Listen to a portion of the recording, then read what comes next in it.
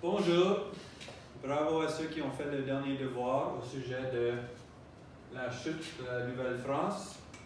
Donc, on a appris en classe au sujet des explorateurs français, comme Jacques Cartier, qui a eu moins de succès, Samuel de Champlain, qui a réussi à établir une colonie, qui a duré pendant 150 quelques années. Donc, vous avez vu comment la Nouvelle-France est devenue maintenant ce que c'est aujourd'hui, une colonie de la Grande-Bretagne.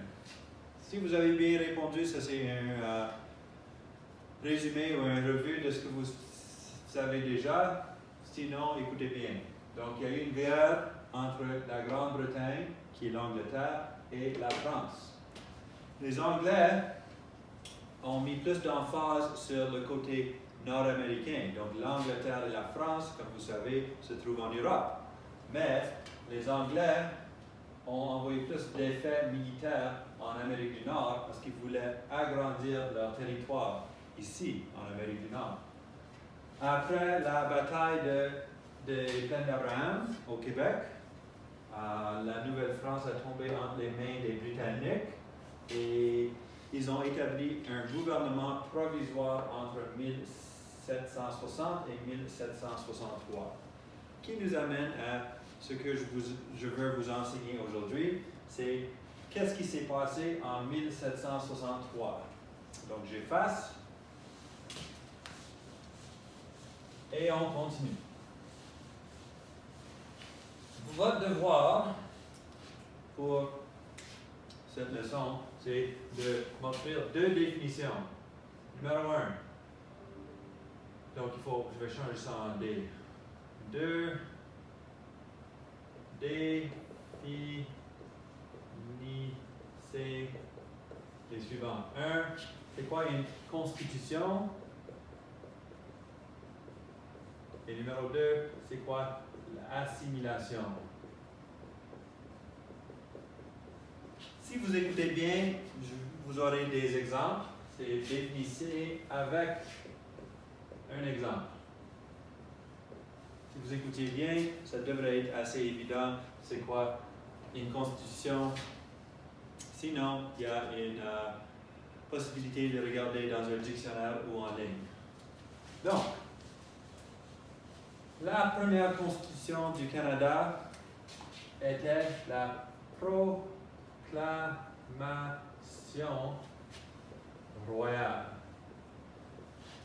Puis ça, en 1763.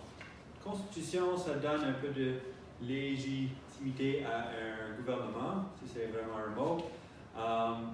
C'est comme une liste de règlements. Nous avons présentement une constitution qu'on va voir plus tard, qui est venue en effet en 1867. La proclamation royale est venue avant que le Canada soit même un pays. Donc c'était juste comme une subsection de l'Angleterre. Dans la proclamation royale, ils ont décidé que le Québec, qui était la Nouvelle-France, ils ont décidé que ça deviendrait la 14e colonie anglaise. Donc, aux États-Unis, qu'est-ce qui est devenu éventuellement les États-Unis? Il y avait 13 colonies. Ils ont décidé que la Nouvelle-France devrait devenir une 14e colonie. L'idée était de assimiler les Québécois, les gens qui habitaient là, à leur coutume. Leur coutume et tradition.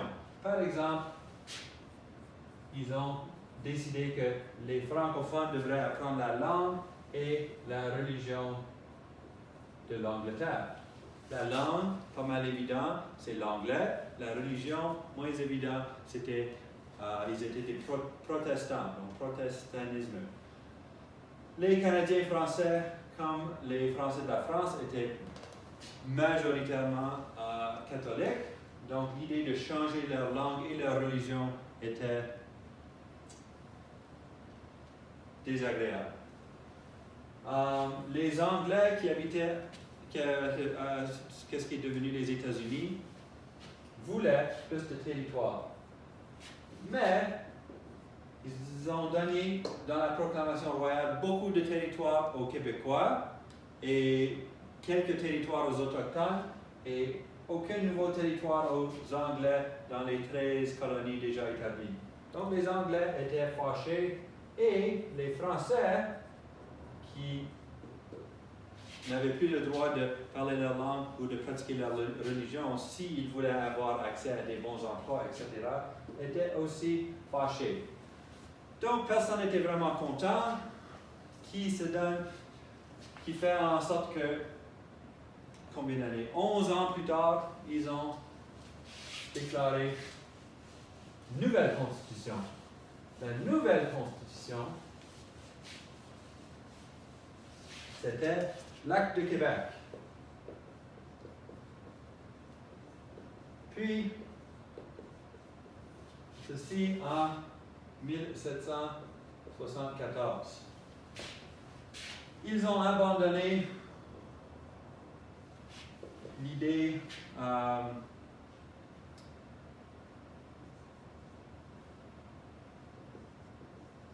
que les Québécois devraient être assimilés dans les aspects les plus importants. Donc, ils avaient maintenant le droit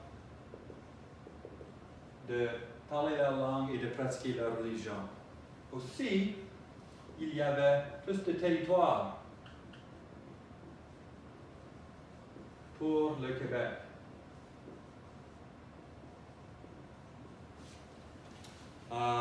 J'ai mentionné qu'ils avaient le droit de pratiquer leur religion, donc c'était liberté de religion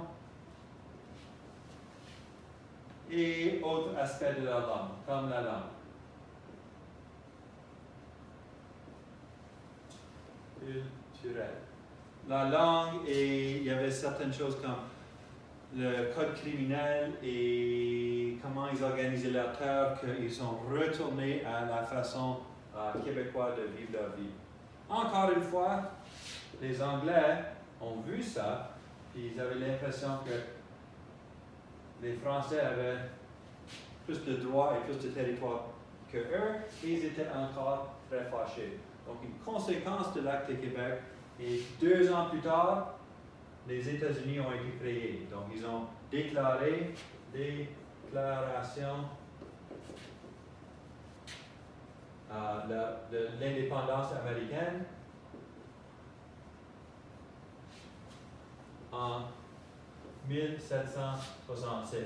Ça, c'est un sujet pour une autre fois parce que c'est très important. Eux aussi, ils ont déclaré leur indépendance, ils ont établi une constitution, ils ont créé un pays. Et c'est pour ça qu'aujourd'hui, on a 2 pays différents, séparés. Le Canada au nord et les États-Unis au sud. Donc, n'oubliez pas, votre devoir, c'est 2 définitions. C'est définition de constitution avec un exemple et aussi la définition de l'assimilation avec un exemple. Votre exemple, ça peut venir de la leçon aujourd'hui ou vous pouvez trouver vos propres exemples. Merci.